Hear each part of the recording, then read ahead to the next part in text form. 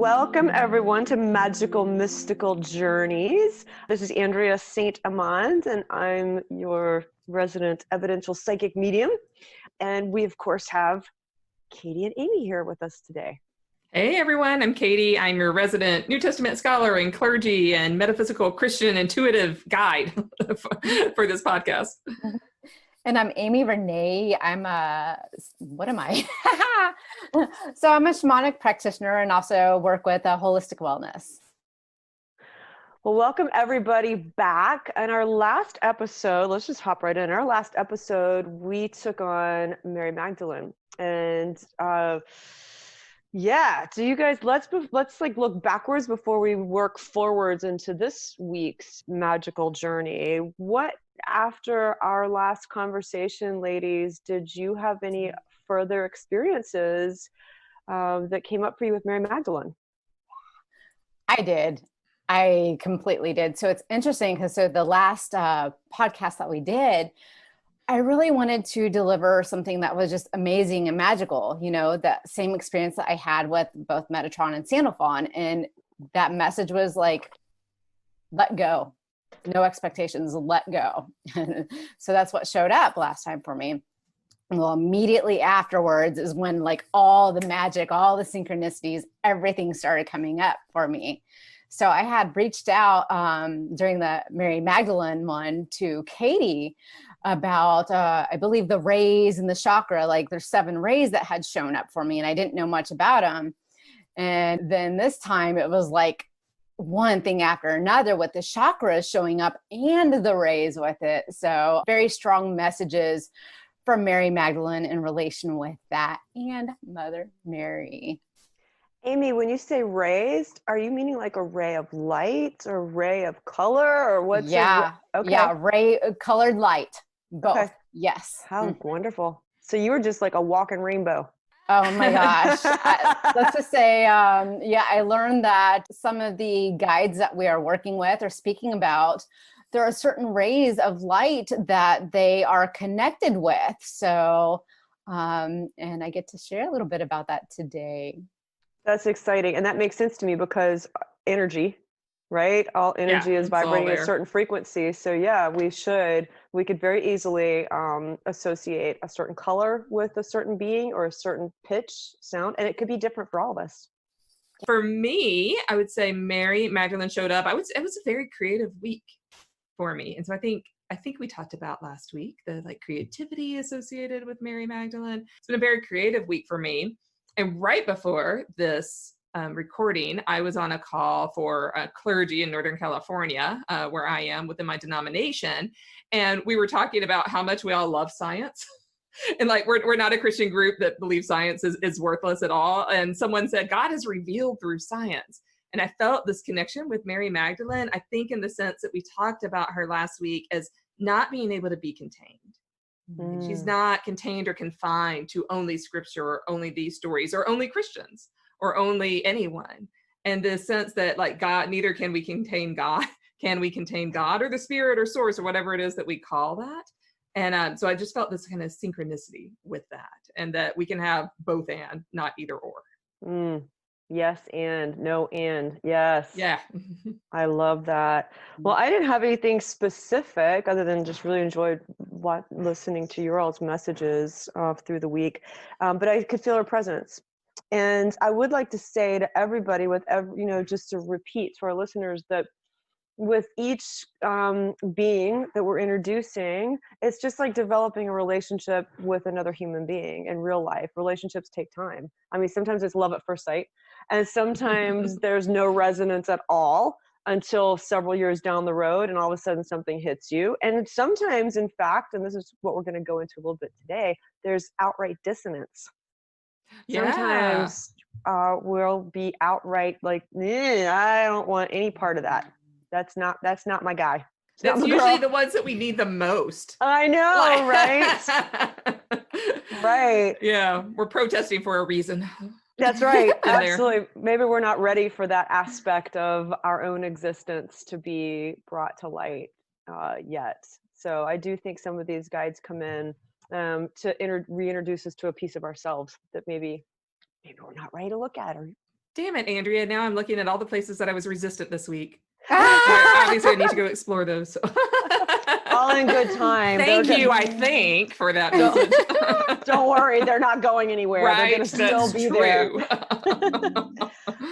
All right. Well, this is actually where we just remind everybody that you all are welcome to reach out to us, send us an email, find us on our Facebook page, which is Magical Mystical Journeys. Leave a post, leave a comment. You can email us, magicalmysticaljourneys@gmail.com. And you can share your experiences, your questions, and we'll share your experiences with other listeners, which will be really, really exciting. So this week, we're moving from Mary Magdalene to Mother Mary, a very, very different energy in my experience. So let's take a brief moment, take a few breaths. Amy, would you like to do an invocation? Yes, please and thank you. So I just welcome us just to shut our eyes for a moment and just connect with our breath and our heart. As we welcome in Mother Mary to be present with us, to work with us for the highest good of all. Thank you, thank you, thank you for all that you bring. May the most divine messages be received and shared to us and through us today. Thank you. Thank you. So yeah, Mother Mary is another big one. And I think she's one that it might actually sound disrespectful to say this. I feel disrespectful to her saying this, but she's one who triggers people. And Yeah. we're going to really talk about that and acknowledge what her being can bring up in people that people might not resonate with her. And then there are other people who resonate with her, maybe even more so than Jesus, Definitely.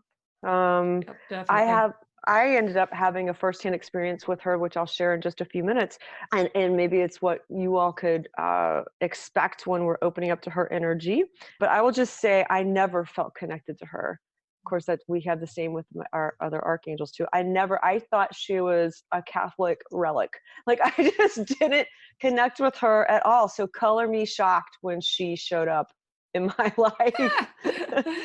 Amy or Katy, would you like to share your experience of like what she feels like to you or what people might expect from your point of view? So for me, it's interesting because I didn't ever feel like Mother Mary was really a part of my life.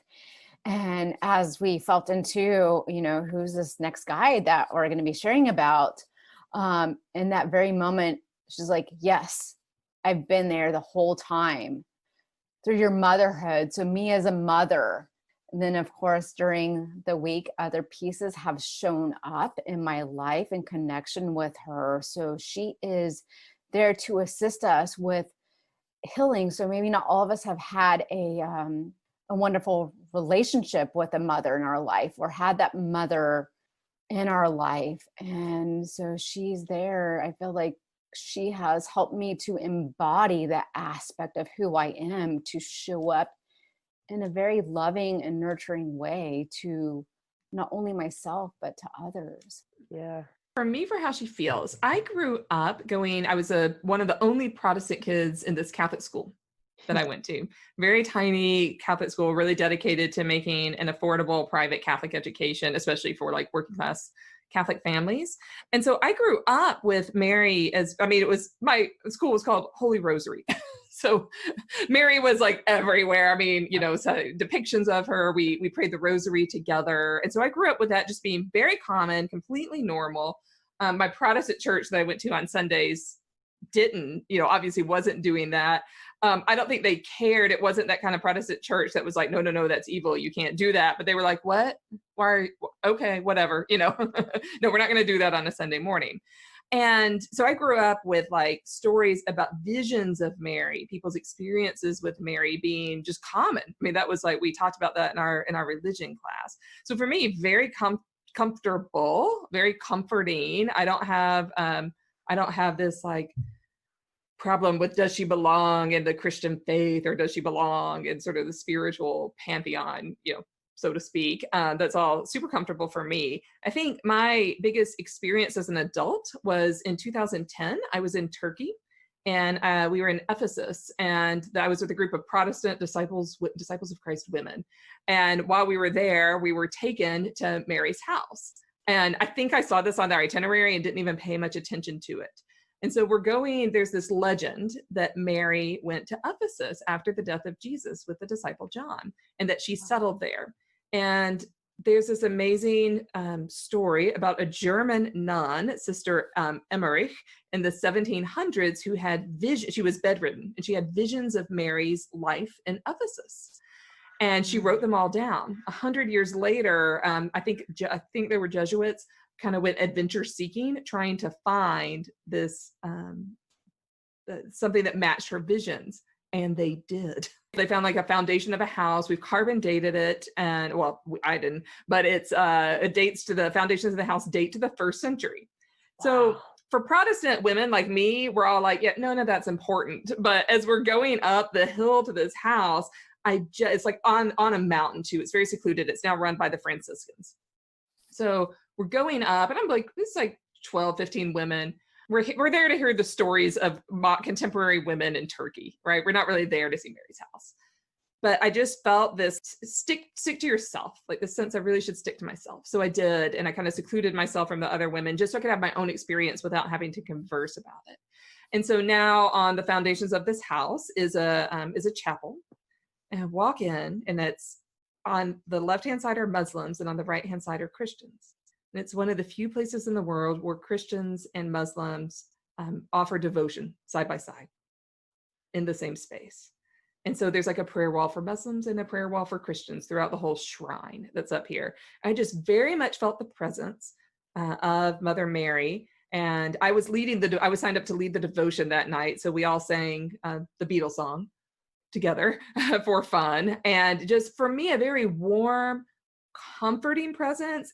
I don't associate it with being maternal necessarily, but just a very warm, enveloping, no holds bar, larger than life, like all of these presences are, but radically unconditional love presence for me. So if you're experiencing any of those symptoms, you might be experiencing Mother Mary. That is amazing. That is so beautiful. It's interesting. This is one of the beings we're all having the very similar experiences. Yeah. You know, with her, to me, it was also profoundly healing. And the word that keeps coming up with her is non-judgmental. And so how amazing that there's this chapel where there's Muslims and Christians without judgment. Yeah. And even this, like, you all have done really terrible things to each other over the millennia, and but this is a place for reconciliation. It's a place for healing. Right. And she was Jewish, so I'm going to bring in Jewish brothers and sisters in there too. Yeah. Mary was Jewish, so I think we have all of our Abrahamic religions covered. Covered here. So, I actually, one of the questions I want to ask you later on: do you think she became a Christian? It would be so weird to worship your own kid. So. That's great. Well, with my experience with her, I was in a Reiki level 1 class, which that means it's a beginner class. And at some point at the end of the weekend of the workshops, usually a weekend or 2 or 3 days, at the end, you're in a meditation and your Reiki teacher is doing what they call an attunement, but what they're doing is energy work on you. And I was not really expecting to do anything but sit in a chair and meditate for a few minutes with a crystal that got put in my hand. And I felt this overwhelming presence come in through my right and just envelop me. And it was exactly what you all have described. It was unconditional. It was the depth of the unconditional love and strength. I felt this tremendous strength just came over me. And I heard one word: Mary. It was so simple, and I've started arguing in my head. I'm like, Mary who?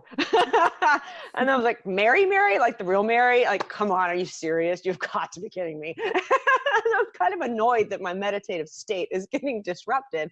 And as I'm feeling all this wonderful feeling, I'm like, oh, maybe the feeling is Mary. But I literally said, like, the real Mary?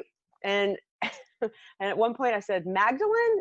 No, Mary. It was just very firm. And I finally accepted, like, oh my gosh, this is what Mary feels like. And then once I stopped arguing and allowed that energy to really wash fully over me, the message I was given was tremendous healing, and to use that energy, that healing energy, to use that when I'm in a healing session or in any sort of reading. And if I feel overwhelmed, or if I start feeling like this task, this client, this whatever I'm doing right now is too much for me, it's too hard for me, it's too much for me, she told me to tell myself, step aside, she's got this. Ooh. And literally turn it over to Mother Mary and let her work through me, however that looks like. And it's interesting because when I do healing, I use that energy a lot. I let that, like, it's not Andrea. I'm going to let her come in and move through me. That tremendous amount of unconditional, non-judgmental source love. And now in readings, when I feel that energy coming in, I know that I'm talking to somebody who's either had to undergo a lot of healing, like maybe they're suffering from cancer, maybe they're suffering from some long illness, or they're in a caregiving role. And that energy is coming in to support them and acknowledge you're caring for an ailing parent or an ailing sibling or an ailing child, and you're not alone. So it's been tremendous presence to start getting acquainted with. How long ago was that, Andrea? A couple of years ago, Long ago, a couple of years ago. It might have been 1 year ago, actually. Okay, Now that I'm thinking, might have only been 1 year ago. So pretty recent. Pretty recent. Yeah. Yes, absolutely. One other just little really fun thing. So for listeners, synchronicities come in all shapes and sizes. This week, somehow I started watching the sitcom Mom, which has been on for like 7 or 8 years. And I think I must be one of the few people on earth who doesn't like love Alice and Janney. And so I resisted watching the show because like it's just not my favorite. And it was, oh my gosh, it's so hysterical. I'm so glad I started watching it. And so like my spouse and I both started watching Mom this week in syndication. So that mom energy, that kind of fun mom energy. And one thing I love about her character, the Alice and Janney character in that, is like she's so imperfect. Like she's such a she has like screwed her life up and her kids' life up so much, but they're all coming to reconciliation in a funny way. So. Oh, that's great. I have a quick fun question for you two. What I think we already know what Katy's answer is given what she's wearing, but Amy, what color do you associate a color with Mary, with Mother Mary? And also along with that, do you all call her just internally in your own dialogue Mary or Mother Mary? Ooh, that's a good question. So for me, what came through this morning was white, like this purity aspect. And so I am actually wearing white today to honor that. And also it feels good to share that she is also connected with the pink ray and I believe the green ray as well. So those two come up. You know, I've never really addressed her. Like this is really the first time I've really connected in any way with her. And Mother Mary does feel good because there's also like a crone aspect that has shown up for me this week. Not in a, like, not crone in a bad way, but like in this, like just this wisdom, this knowledge, this embodiment of we can connect with, you know, whether it be you want to call her Virgin Mary, Mother Mary, and invite that wisdom to come through in each moment. Cool. So I'm wearing blue. So just a traditional color associated with Mother Mary. I do associate her with that, but not super strongly. Yeah, I associate her with blue too. Blue, yeah, as well. And that's the common like depiction throughout. You know, it's a cultural reference, probably more so than anything. But, Divine Feminine. There is a picture, the Last Supper.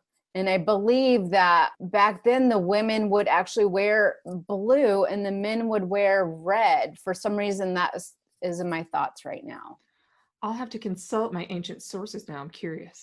But blue was hard to, it's not an easy dye. No. You know, in the ancient world, like blues and purples would have been very expensive too. So that might be one reason we associate her with those colors, like as a adorn her royal, and kind of pricey. Yeah, right. Later in her, Yeah, yes, in later culture.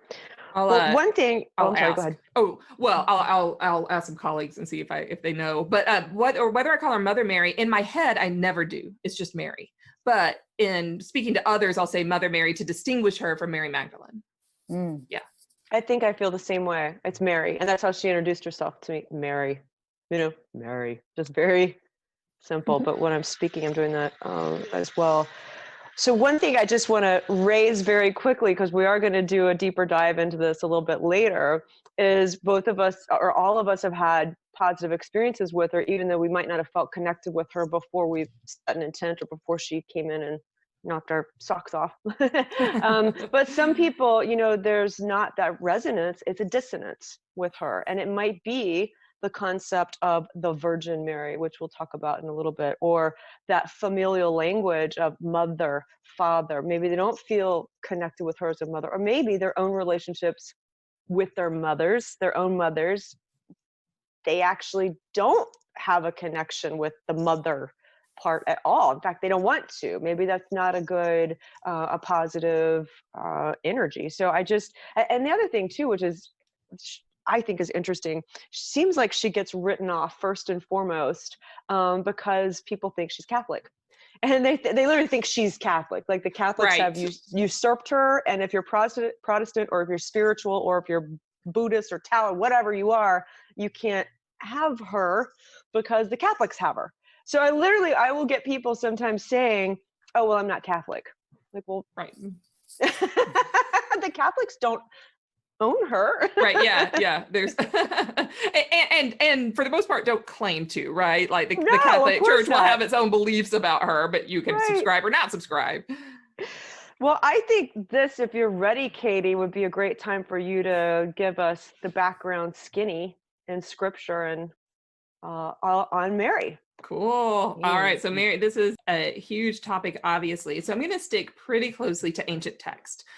What happens in the field, there's a whole field of study called Mariology that we could get into, like the role of Mary throughout Christianity over the millennia. And that's just not my expertise at all. So I'm going to stick to kind of the what I do know. And then I just think it'd be fun to talk about her energy throughout the millennia, because that's just pretty obvious, out there in the world. So Mary appears in scripture really consistently across the Gospels, but not as a huge major character, except for the birth of Jesus, which is the story we all know, of course. So the birth of Jesus is described only in 2 out of our 4 Gospels. It's only in the Gospel of Matthew and in the Gospel of Luke. Mary's story is really told in the Gospel of Luke. The Gospel of Matthew really tells Joseph's story. So Mary obviously appears, but it's really focused on Joseph. So it's the Gospel of Luke that is the classic scene that inspires Christmas pageants and children in bathrobes every single year, right? And so that's where we get really a full 2 chapters almost of Mary and the angel Gabriel coming to her and making this pronunciation. We call it the Annunciation, that she is to have that she's to have this child.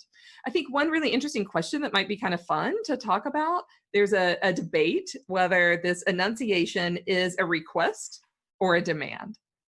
I absolutely think it's a request. Absolutely 100%. Mary has a choice. If she was yeah, no, I'm not doing all that. Right? That she gets, this is not I do not think that this is a demand by the angel Gabriel. And so Mary, when she's in the Gospel of Luke, she sings this beautiful song when she says yes to this news. And it's called the Magnificat, but it talks about justice. And she talks about how those who are high will be brought low, and the poor will be lifted up, and justice will reign on earth. And so she really, to me, is ushering in this reign of justice that we see in the life and ministry of Jesus. It's in the Gospel of Luke that we have this really beautiful story of Jesus being 12, and they can't find him, and he's at the temple and he finds some elders to teach. But you kind of get the feeling that Mary and Joseph are a little exasperated with him, because they're like, "Where were you? We've been looking for you forever." So I love this depiction of her as a kind of concerned but frustrated mother who just wants to get home. You can't find Jesus. The other part where Mary appears in the Gospels. There's two other kind of stories I think of note. One is in all four Gospels, all four, and this is highly unusual that we have the same story that appears in all four. We see that Mary shows up with Jesus' brothers.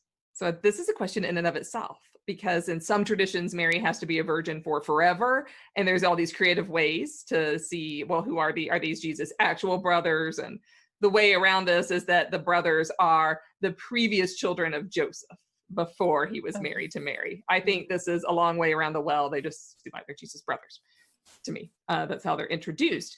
But they come and they're looking for Jesus. They find Jesus out doing his work and his ministry, and they're kind of trying to put him away because he's being so radical. So they're trying to kind of find him. And the disciples will say something along the lines of, your brother and your sister, your mother and your brothers are here. And there's a little bit of like, they're there to kind of shush you a little bit. That's kind of the feeling in a lot of the versions of the story. Mm-hmm. And then Jesus says pretty consistently something like this: who is my mother and who are my brothers? And he points to the disciples into the crowd around him. And he says, here is my mother and here are my brothers.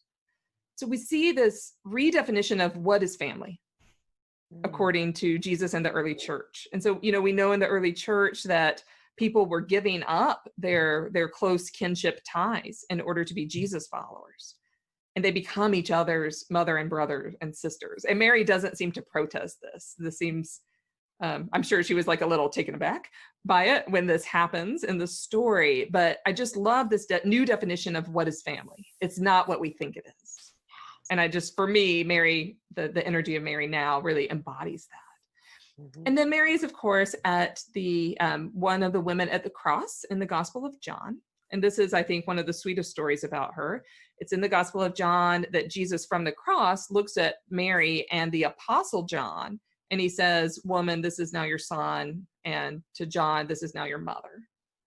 And it's from this kind of exchange, this new family, that family doesn't look like what we think it's going to look like. It's from this that the story emerges in later centuries that Mary goes to Ephesus, because the legend is that the Apostle John goes to Ephesus to bring the good news there, and that Mary goes with him because she's now his mother. She's kind of this adoptive mother of him from the Gospel of John. But we have a lot of other stories about Mary outside of the Bible. She appears one other time in the book of Acts. In just Acts 1, chapter 1, verse 14, it just mentions her being together with the other disciples in the upper room when they're all trying to figure out what in the world has happened and what are we going to do next after the resurrection of Jesus. But we get a lot of other stories about her in early Christianity, and early Christians were anxious to know more about her. So all of these stories emerge about her parents and about sort of miracles around her. And we get other stories about her, like after, throughout her life, that are not contained in scripture. And so she really takes on a life of her own in the centuries after, in the early centuries of the church. And then, throughout now, I mean, she's been appearing in visitations like Medjugorje and Fatima and Lourdes and Knock. I mean, all these places have visions of Mary. And what I find just really compelling about them is that usually the person having the vision is very poor, very an underserved person in their culture, and that they are speaking the good news. And Mary herself was probably a very poor young Galilean girl. So we see that everyone has a voice really coming through with the stories of Mary in past and present, I think. Amy, you've like completely disappeared and it's a little spooky. Interesting. Okay, there. Yes, yeah. It's too far I think away. you were like fading into the light. I know. It was like this gray thing came over half of your face. Wow. And I was like, I think we're getting a visit right now. I know, right? I think we're having a visitation, but I don't know if it's Mary. That was funny. Gosh. I think we should not edit this out. We should keep this in for so. everyone, because that was just great, because we're doing this on Zoom, so we have audio and video. So Amy kind of faded into the northern lights and then reemerged like a vision. That was crazy. It was that's funny. Well, actually, with that little break, I have a long list of questions, and I'm sure Amy does as well, and comments and curiosities. And before we jump into those, Katy, What if our listeners have deeper, like personal questions that they would like to talk you through or work through with you? Would you like to just take a moment to tell people how you work with people in need? Yeah, definitely. Thank you so much. My work is really primarily with Christians who want to incorporate metaphysical practices into their daily faith journey. And so many people I work with are coming from backgrounds of a lot of guilt, a lot of shame. People listening to this episode might think, wait, I didn't grow up with Mary, and I was told that I can't talk to Mary, that's like worshiping her, and that I'm putting aside Jesus, right? So I help people really come to peace with all of that so that they can really dig into these messages and live their absolute best life, find their purpose, and do that as a Jesus follower. And so that's kind of my crowd. So I would love to invite listeners, if this feels like you, if you have other questions about this or want some more experiences, I've provided a handout for you. So something that you can download, a PDF you can download about your metaphysical gifts, about what it's like to be a Jesus follower and start to live into those metaphysical gifts, really deal with that energy of shame and fear because you don't need it anymore. It's not serving you. So you can find this by going to my website, and it's Katy Valentine. Make sure you spell Katy right. Katy. Katy. My last name is Valentine, just like the holiday, like Happy Valentine's Day. KatyValentine.com. You can do the little, I never know if it's a backslash or a forward slash, but one of those slashes, podcast. So Katy Valentine /podcast, and you'll be able to find that handout and just connect with me. I would love to hear your story. And if you're someone who's been like struggling with how do I remain faithful, but also engage in all these practices, that's what I do. Awesome. Well, before I dive into my questions, Amy, did you have any questions on anything that Katy raised? More of like a comment that comes up for me is like, I really resonate like the sisters and brothers aspect. Like, I see that as like our soul family. So these people that come into our lives that may not be blood related, but they are like a sister that we never had, a sister or brother or even mother, there's many times I've had a friend's mom be like a mother to me. And so that just really spoke to me in that part. So thank you, Katy. Oh yeah. Oh, I love that. And yeah, I love this revolutionary aspect of Christianity that gets left behind, I think, a lot. Like sometimes being a faithful follower, whatever that is for anyone, means leaving people behind. And sometimes it means leaving family behind, being faithful to your calling. Yeah. Sometimes does mean leaving family behind. And that's not easy, but we see that example in the New Testament, and that we are given new family. What that raises to me is it's interesting, like that we associate Mary and her role as mother, but do we know, and you gave some examples, do we know what type of mother she was? Was she supportive of Christ? Sounds like she was, but she also was coming with the brothers to maybe shush him. Right. Do we know what kind of wife she was? Do we know what kind of mother she was to the other? Do we know more about her as a person, or are they kind of legends that have sprung up? No, they're really all these apocryphal legends that people came up with afterwards. So I think, for me, the way we know about her is through experience. And so even within the Christian tradition, experience is really important. We can't substitute knowledge for experience. And so people have been having these experiences of Mary for millennia, including us. And she's certainly been right. She's certainly been, at least in later times, it seems like she was very supportive of Jesus. Because she's seen as his mother, right? I've never think that she was not supportive of his work. Right. And it's just, I'm just very interested. I wish we could dial back time and look to see, like, did she travel with him? Did they talk, about what he was doing? She probably would have had motherly concern for his safety and welfare. We're just reimagining this, but we don't know, do we, Katy? No, we really don't.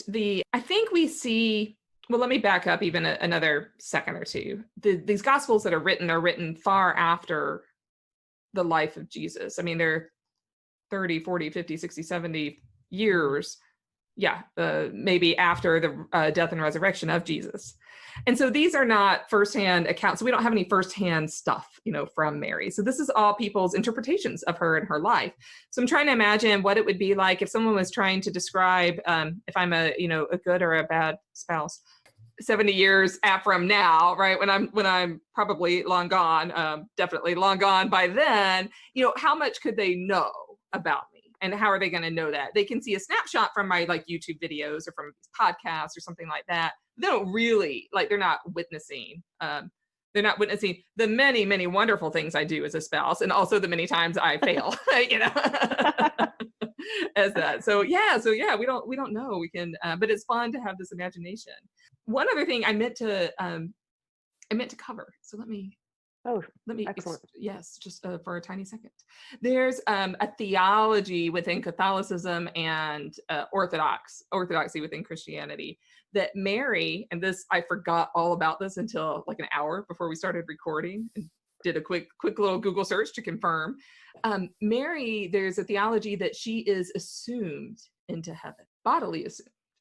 And so for Catholics, the Assumption, there's the Feast of the Assumption of Mary, that she is assumed into heaven, body and soul, before death, just like Elijah and Enoch. Wow. Our first two. I know, right? And then that's kind of one theory. And then another is that that's the Assumption. And then the other is the Dormition of Mary, that after she dies, her body is assumed into heaven. So either way, she gets taken up into heaven. And so again, this is not, we don't have this written down in scripture, but it's a theology that's emerged.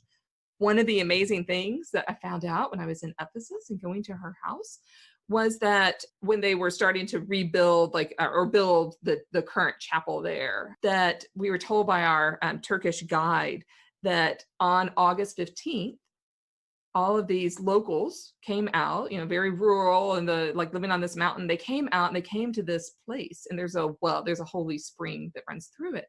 And they came to this place, and every, the brothers who were there, the builders, whoever, were like, "What are you doing here?" They were like, "Well, we're not exactly sure why, but this is the date where we always come to this shrine." And they had some kind of ritual that they did. And these were Muslims. These were Muslims living on this hillside.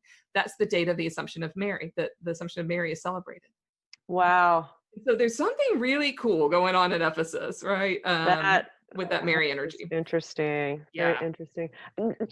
This is a little bit of a rabbit hole, but we mentioned earlier how Mary plays a big part in Catholicism.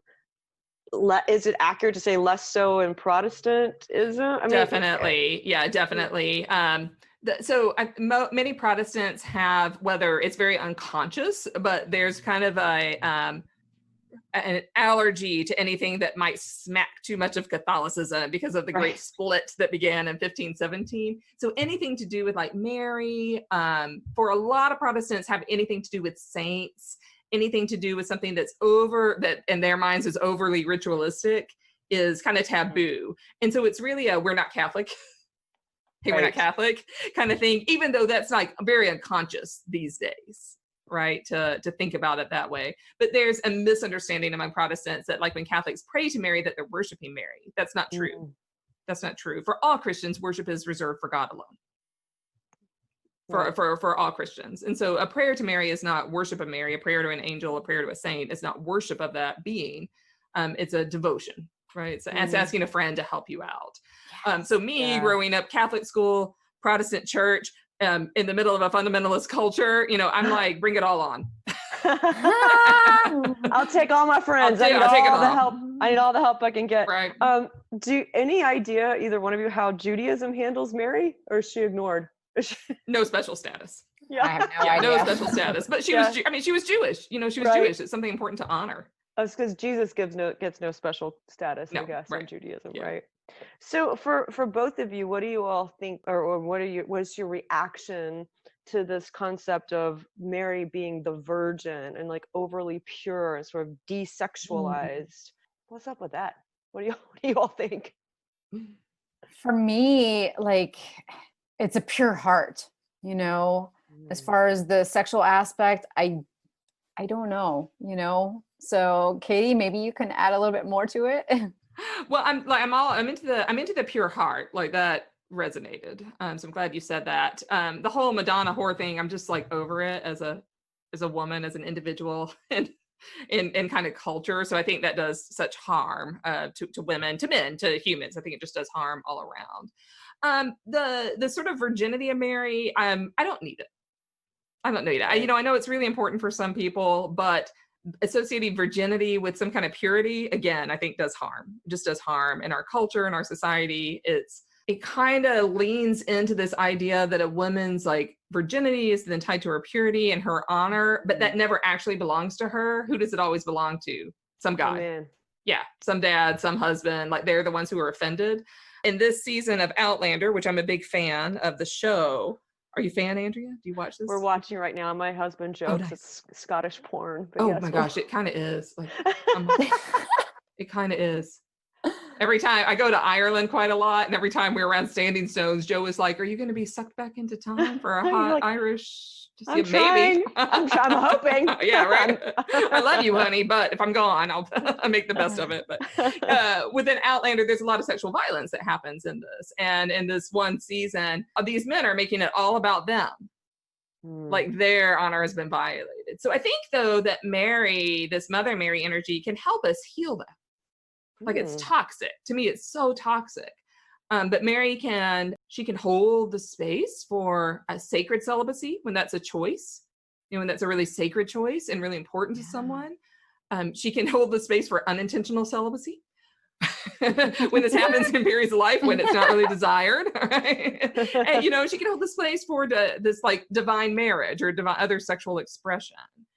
In my mind. So those are kind of my off the cuff thoughts about it. I deal a lot with like sexuality in ancient text and the toxicity that I see so often when especially when, in fundamentalist Christian households and others too, when they're told don't have sex, don't have sex, don't have sex, don't have sex until you're married, then you can love it. And then they get married and that's really toxic. I mean, it doesn't happen like that. So I think Mother Mary's above all of that, but maybe she can help us with that healing. What about you, Andrea? What's your... I love you putting the word toxic to that, because one of the things that strikes me that I don't like is that Mary, I feel like she's been pigeonholed.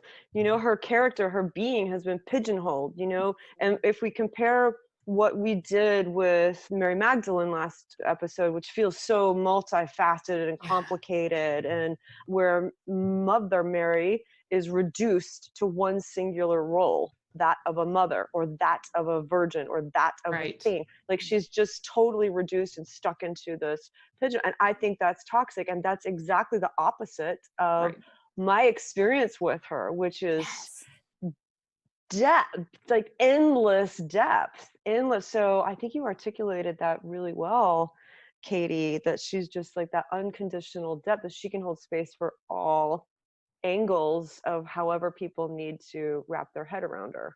She could be all of that and bring it all together with non-judgment. Amy, your head was like nodding, so again. I'm like super curious now. Yeah, no, I completely agree with what Andrea said, like in so many ways. There's an aspect that's come into my life as I totally see Mother Mary as a healer. Like, so Andrea, you spoke earlier of the Reiki. Like, I very much feel like she knew, like she had wisdom of these things that we now have access to as well, which I think is just so beautiful. And those different perspectives of life. So seeing things from so many different angles, I agree 100%. I'm going to raise something. Do you all feel like she is the divine feminine? An aspect of it. Very much so. Yes. An aspect. More. I like that. Say more. That. What's the aspect? What is an aspect? A role model of sorts. She shows up in the ways that she shows up, or the things that have come into my life in connection with her anyway. That to me, absolutely, it's the embracing of our womanhood from when our younger days of being, a preteen, so to speak, into of when we do hit that place in our womanhood of being able to bear a child in a sense, what that takes. There's a ceremonial aspect of what I feel they really honored life. So that divine feminine, embracing that of us. And I think that could apply to men too. It's Yes. like embracing Oh, the divine yes. feminine in every human Yep. every human being. One thing I think is important, and it's necessary because we are human, and let's celebrate we're human, is when you say something, or when I hear something like the divine feminine or the divine masculine, it's so intangible. And if we actually, I'm going to say this, anthropomorphize, I hope I got that right. If we actually anthropomorphize angels or we make Right. them more human. We give them a name. We give them 2 arms and 2 legs, and we have stories around them. We can actually start to understand that intangible aspect of that energy that we're needing to call in. So I really like, Amy, how you said she's an aspect of something greater, perhaps. And it's my Catholic friends, colleagues are very comfortable with this part of the divine feminine. They probably wouldn't word it just like that, but it's obviously very present. And I think you said at the beginning, Andrea, like some people feel like Mary might even be easier to connect to than Jesus, than God, because she is so kind of present and known throughout these visions and statues and all that kind of thing. But as I was saying earlier, the Protestants who have kind of like have the no, we're not Catholic, so we can't have Mary attitude, we've had to work really hard to reclaim the divine feminine, and it's a real struggle. So I think there's a place for Mary for all of us to experience that the divine feminine, whatever we call it, however we experience it throughout all these stages of life. And I know I had someone ask me, could Mary be a representation of maiden mother crone? And Amy spoke into that mother piece, but she was young when she had Jesus. Like girls became betrothed at the age of like 12, 13, 14, really, really young. And then after Jesus' death, when she's present, with the disciples, we see maybe this crone aspect. And was it you, Amy, that spoke into the crone as well, the wisdom? Yeah. What would you two say to people who actually everything that just came out of our mouths about the divine feminine might be the reason they're not connecting with her? And it's almost like we talked about this offline yesterday. Like, what if people are not feeling connected to what they might think is a cult of motherhood? Maybe I'm combining too many different thoughts there. I would say, so for me, what comes up for me is if I'm resisting something, is what is the why? What is the root of that aspect? What does that stem from? What might my beliefs be around divine feminine? What does that mean for me? So to really feel into that aspect. Yeah, and I'm as you two know, I'm not a fan of the cult of motherhood. That doesn't mean I'm not a fan of moms. Well, like being a mother. What was that? Let's say what that is. Because that was just a phrase that I saw and I latched onto. Let's talk about what is the cult of motherhood. And Andrea saw it she's on my safe list on Facebook. So I was bitching about it because we're recording this not too long after Mother's Day. So yeah, it was kind of an impromptu cult of motherhood thing that I wrote. But this idea that like being a mother is the highest calling. And it may be the highest calling for an individual, but like when it becomes generically applied to all women, right? That's a cult. I mean, that's not literally a cult, but that kind of has that cult mentality that it's essentializing us, right? That like all women have to want this or desire this or be this in order to be whole or perfect or in order to learn. And so I think that's toxic. That's really damaging. But all these aspects we talked about, Mary, are so wonderful, right? Like Mary, who receives divine wisdom and words, and becomes a mother, and gets exasperated with her kid when he's running off and trying to be too adult too soon. And then this, like, she travels and she gets new family. She gets John as this new son of hers. But also this, for me, one of the things I love about her is that she speaks the song about justice. Like she knows it's not just about her. She knows becoming the mother of Jesus is not just about her. It's about everyone that's going to be served by the Jesus message. And so in that, I think Mary can help us get away from the cult of motherhood, but by making her ever divine, ever virgin, ever only depicting her as a mother, I think does harm. Yeah, agreed. That's not all of who she is. How did we make the leap to her being a healer? Because all three of us independently, and just for our listeners, we don't talk ahead of time about what our experiences are with each of the, we each come to this not knowing what the other two are going to say about, the energy. But all of us had this profound healing. And we mentioned last week, and Amy, you just touched on this, so I want to go a little bit deeper, that Mary Magdalene could have been a healer with traveling with Jesus. So did Mary, the Mother Mary, perhaps also learn these gifts of healing from her son, because all of us are tapping into that aspect of or her. Taught it to him. Right. Whoa! Yes. I love that. Mm-hmm. I very much it, feel, Amy. I feel that to be a possibility for sure. So what's come into my life in connection with her as a healer, there's, I Remember Union, a book that I was just reading this week for a Magdalene assignment. And some of what she shares in that definitely, like, here's a chakra showing up big time in my life right now. And like the reading of that and what she has to share and say in the book, I'm like, oh my freaking goodness. Mother Mary was like a healer. Like, she knew of these energy centers in our bodies.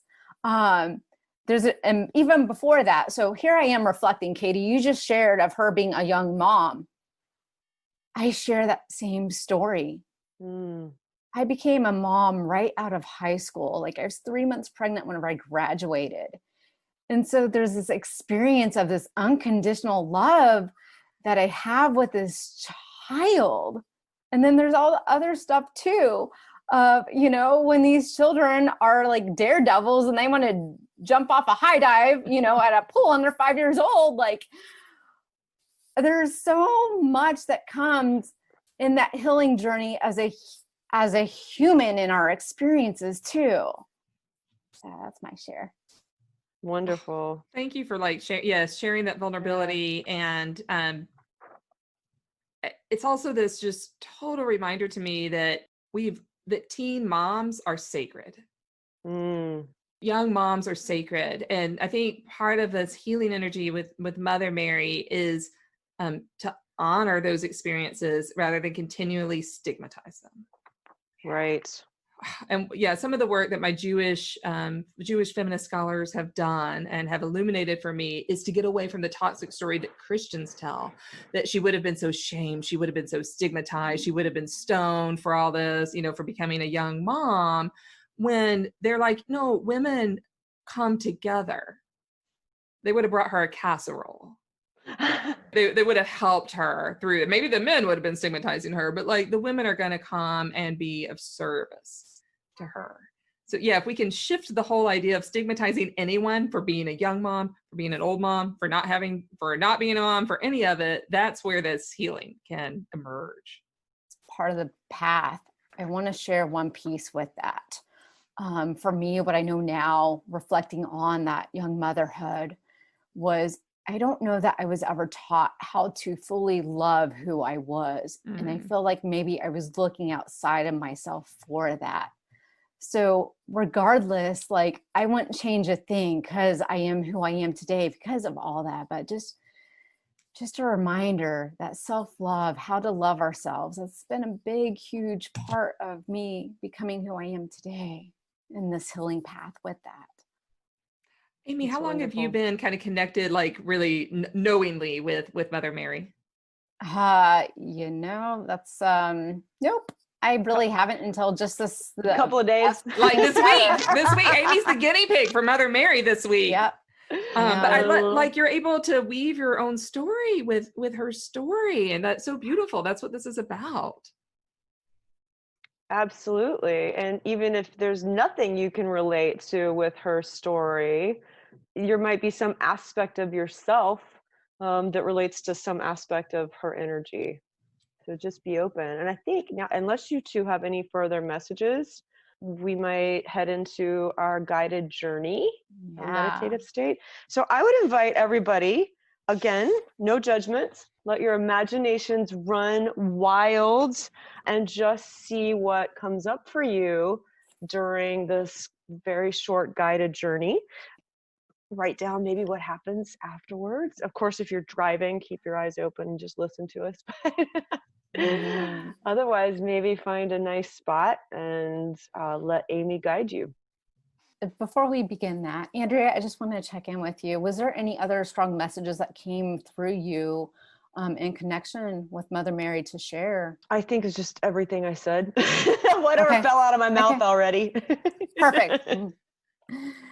Okay, so I'm just going to invite us to close our eyes and connect with your breath, feeling the rise and the fall of your chest.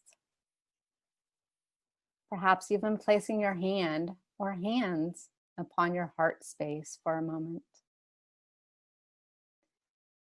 As you breathe in, imagine crystalline earth energy entering your body through your feet,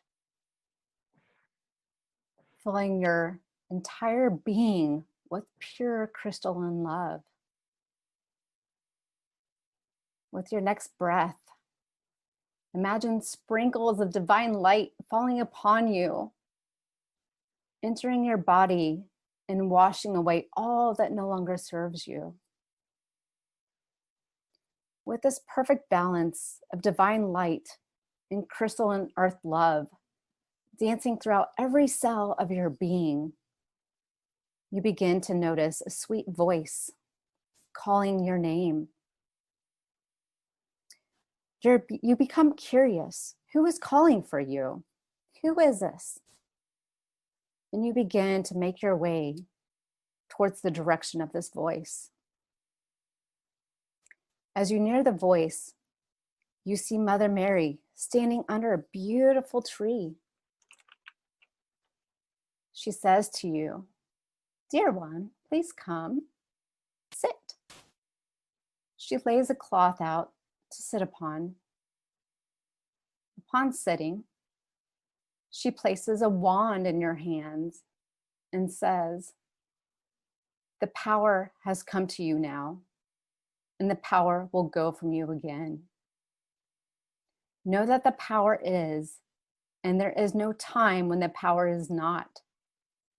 Remember this, and it will assure your place in the kingdom of heaven." She lays you down on the cloth, then gently places her hand upon the top of your head, saying, "Here's where God speaks to you. I call them forth to sit upon your shoulder and guide you in the world." She then places her hand on your forehead and says, "All things are visible to you here, seen and unseen. I call forth your vision to show you the way." At your throat, she says, "Here's the place where you can speak the truth. I call you to speak from truth, live from truth, and act from truth always." She places her hands on your heart and says, "Never be afraid to love. The places of the body are for pleasure and nurturing, for you and others. Men and women equally will love you, and you must live only with the moment, not with the rules designed to control your pleasure and your love.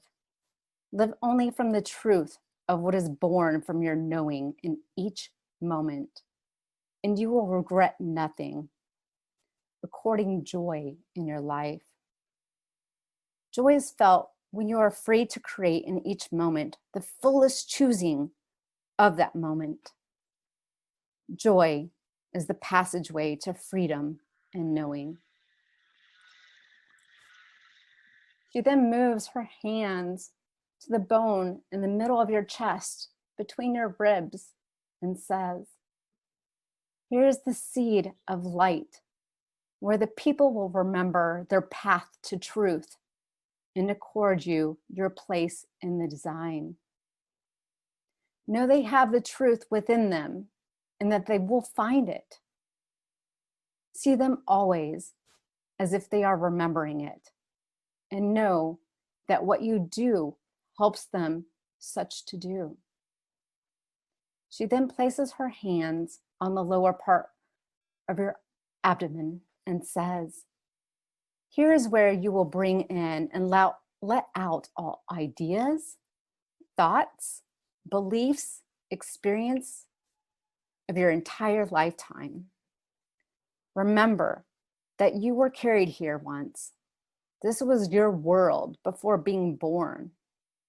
Always affirm here that you are in balance from the night and the day and in harmony with the fluids of the universe. She then places her hands at your feet and says, here's where humans walk and angels dance, and where the power of the earth is given through the understanding of the heavens. Always on your feet and the feet of those you love, for herein lies the divinity. She then places her right hand between your legs and her left hand on your heart.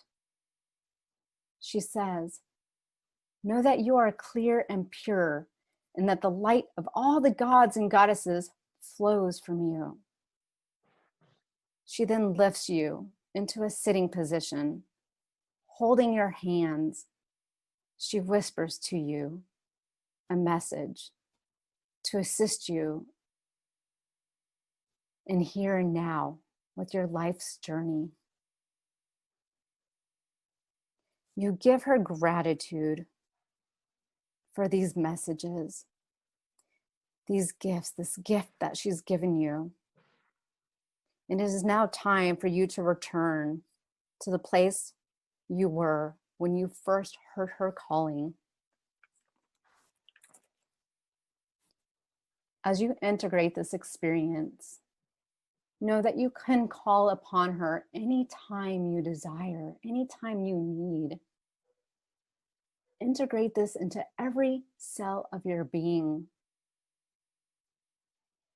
We invite you to notice the rise and fall of your breath and the sounds and smells of your environment.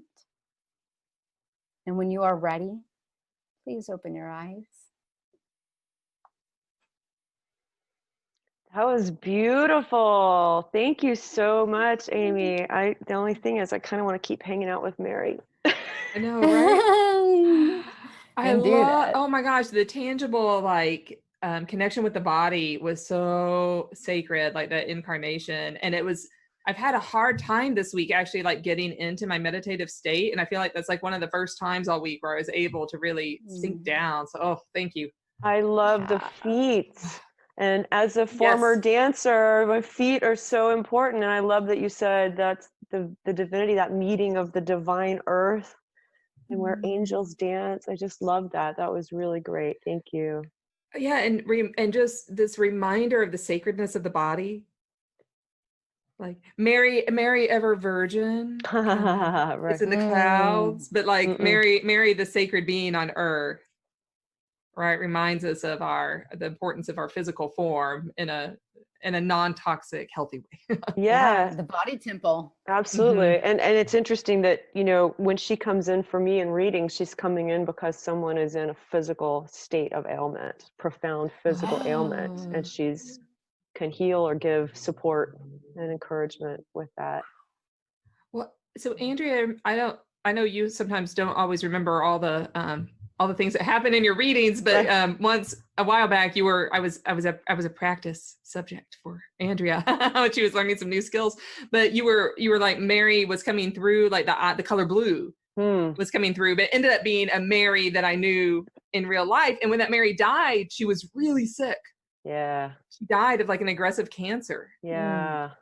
too. And Oh, so that like, was- yeah, so that healing Yeah. part is Figuring so- all that that Wow. out.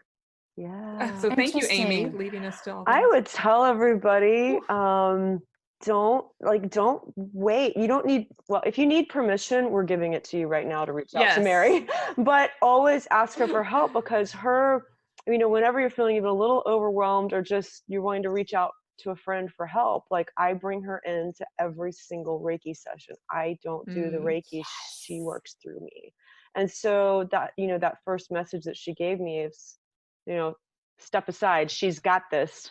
It's such a, you can totally give up your problem, give up your struggle, whatever it is, and ask her for help.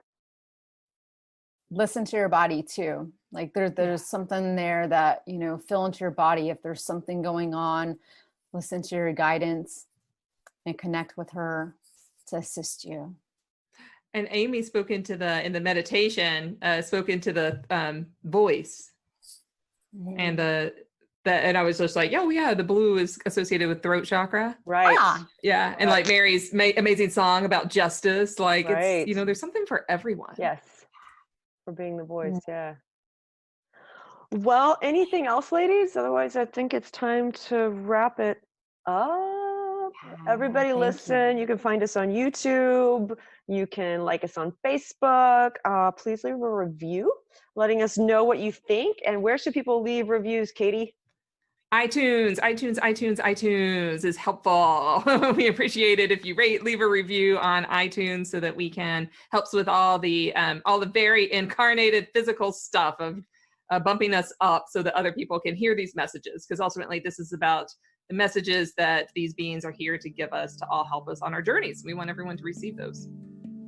Right. Thank you so much. We'll take your review anywhere, but we would love it on iTunes. Thank you. Thank you, everybody. We look forward to hearing from you. Much love. Bye, everyone. Bye, everyone.